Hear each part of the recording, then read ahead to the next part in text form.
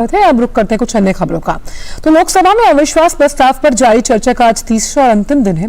प्रधानमंत्री आज चर्चा का जवाब देंगे। इससे पहले कल सत्तापक्ष और विपक्ष के बीच दिखी तीखी नोकझोंक।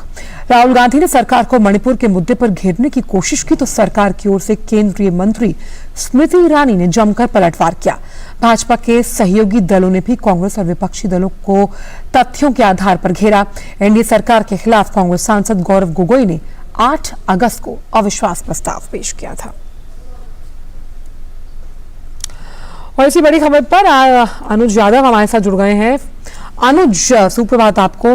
तो साफ तौर पर आज नजरें सबकी और साथ ही साथ सांसदों की होंगी अनुज, प्रधानमंत्री जब अपना वक्तव्य देंगे अविश्वास प्रस्ताव को लेकर।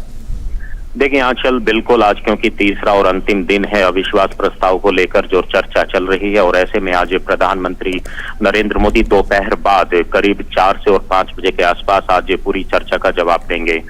लेकिन सबसे महत्वपूर्ण बात यही है कि जिस तरीके से चर्चा की शुरुआत कांग्रेस ने की है, और कल कांग्रेस के जो सांसद हैं राहुल गांधी ने चर्चा के दौरान जो आपत्तिजनक जो बातें कही हैं उनको लेकर सत्ता पक्ष ने राहुल गांधी को और पूरी कांग्रेस पार्टी को कल घेरने की कोशिश की है। केंद्रीय गृह मंत्री अमित शाह ने भी कल चर्चा में भाग लेते हुए जवाब दिया। दूसरी तरफ केंद्रीय मंत्री स्मृति ईरानी ने भी राहुल गांधी पर काफी अभद्र जो है इशारे करने के आरोप लगाए हैं।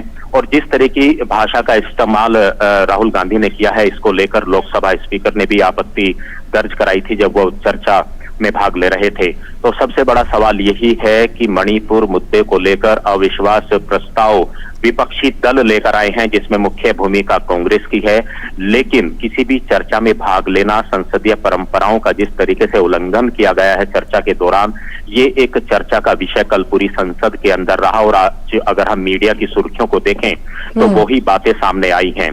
तीसरी सबसे बड़ी बात यह है कि जिस तरह के आरोप लगाए गए सत्ता पक्ष पर विपक्ष की तरफ से, उनका सिलसिलेवार एक एक जवाब जो है सत्ता पक्ष के लोगों ने दिया। और उस देश के अंदर आजादी से लेके जब तक कांग्रेस की सरकार रही उसमें इस बात को बताया गया कि पूर्वोत्तर के राज्यों के लिए कांग्रेस सरकार ने क्या कुछ किया, कुछ नहीं किया। पूर्वोत्तर बिल्कुल अलग थलग पड़े हुए राज्य थे। और उन्होंने उन घटनाओं का, उन हिंसाओं का भी जिक्र किया जिसमें कोकराझार के अंदर, असम के अंदर 3 महीने तक लगातार कर्फ्यू रहा और कोई बड़ा केंद्रीय मंत्री ना वहां पर उस घटना के दौरान गया, ना केंद्रीय गृह मंत्री उस घटना के दौरान गए थे। और संसद के अंदर जब चर्चा और बयान की मांग की गई तो एक राज्य मंत्री के द्वारा बयान दिलवाया गया। तो उन्होंने कहा कि कम से कम विपक्ष को इस बात को तो ध्यान में रखना चाहिए कि मणिपुर की घटना को लेकर केंद्रीय गृह मंत्रालय किस तरीके से लगातार मॉनिटरिंग करता रहा है। केंद्रीय गृह मंत्री वहां पर खुद गए हैं। तो इस गंभीरता को लेकर विपक्ष को सोचना चाहिए था कि उनकी सरकार में क्या कुछ हिंसा के दौरान कदम उठाए जाते थे और किस तरीके कदम अब उठाए जा रहे हैं। और आज पूर्वोत्तर के विकास की बात करें तो आज वो कहां पर खड़ा है। चौथी सबसे बड़ी बात है कि आज भी निश्चित तौर पर चर्चा चलेगी, क्योंकि आज जो केंद्रीय मंत्री हैं निर्मला सीतारमण वो चर्चा में भाग लेंगी। इसके अलावा ज्योतिरादित्य सिंधिया हैं, वो भी आज चर्चा में भाग लेंगे। लोकसभा के अंदर अविश्वास प्रस्ताव पर आज अंतिम दिन है, चर्चा होगी और प्रधानमंत्री इसका जवाब देंगे। दूसरी तरफ आंचल, अगर हम राज्यसभा की बात करें, हम जानते हैं कि लोकसभा से कुछ महत्वपूर्ण बिल हैं जो पहले ही पास हो चुके हैं। और अब क्योंकि ये सत्र, मानसून सत्र अपने अंतिम चरण में है, कल संसद की जो कार्यवाही है वो खत्म होगी, तो ऐसे में आज भी कई महत्वपूर्ण बिल हैं जिसमें फार्मेसी अमेंडमेंट बिल है, रिपीलिंग एंड अमेंडिंग बिल है, और जो मुख्य चुनाव आयुक्त हैं उनके अपॉइंटमेंट को लेकर, उनकी सर्विसेज को लेकर एक बिल है। आज वो राज्यसभा के अंदर पास और पेश किए जाएंगे। अच्छा, एक सबसे अहम बात यहाँ पर जो सभी तरफ से हमें सुनाई दे रही है वो ये है कि लगातार मणिपुर के मुद्दे पर संसद में गतिरोध रहा, जिसको लेकर विपक्ष अविश्वास प्रस्ताव लेकर आया।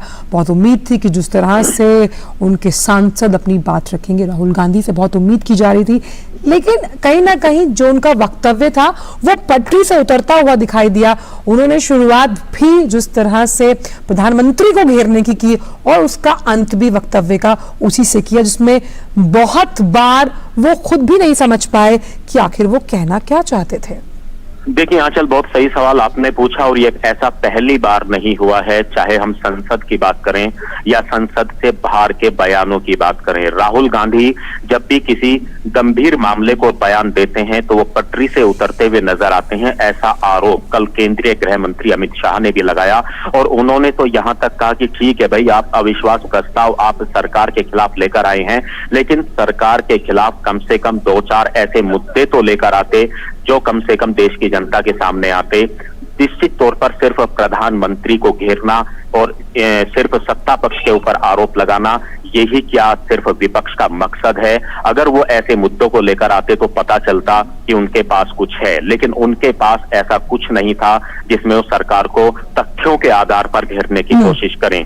ये बात बिल्कुल सही है कि जिस तरीके से राहुल गांधी का कल भाषण रहा है, उसको लेकर पूरे सदन के अंदर ये चर्चा रही है कि उन्होंने जब शुरुआत की चर्चा की आंचल, तो अपनी यात्रा के बारे में अगर हम 20 मिनट की चर्चा की बात करें तो 10 से 12 मिनट उन्होंने सिर्फ और सिर्फ अपनी यात्रा के बारे में वो बात करते रहे और अंतिम में जब उन्होंने सरकार को घेरने की कोशिश की तो वो संसदीय परंपराओं को भूल गए। भारत माता की हत्या की बात उन्होंने यहाँ पर कही और सबसे बड़ी बात यही है, ऐसे में ना सिर्फ कांग्रेस के सदस्य बल्कि उनके जो घटक दल हैं, गठबंधन के साथी हैं, वो भी मेज थपथपा रहे थे, तालियां बजा रहे थे। ऐसे में सत्ता पक्ष ने यही कहा कि राहुल गांधी कुछ भी बोल रहे थे और ऐसे में बाकी लोग ताली बजा रहे थे।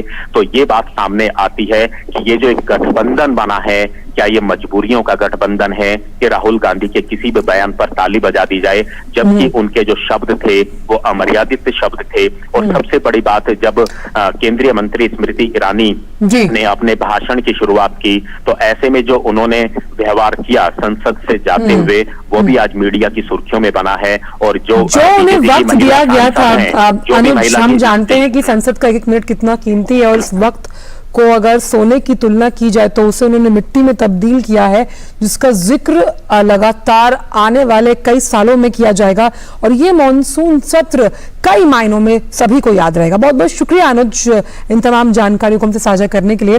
तो जब आज प्रधानमंत्री अविश्वास प्रस्ताव पर जवाब